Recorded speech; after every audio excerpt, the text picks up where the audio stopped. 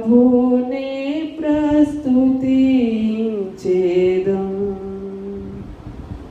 మా దేహమే ఆలయం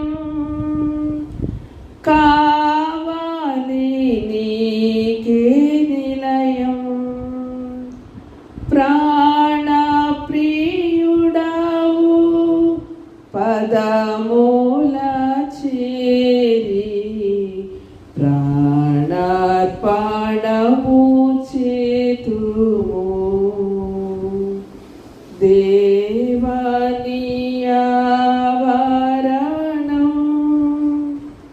మాకెంతో శ్రేయస్కరం. ఒక ఘడియ ఇచ్చట గడుపుట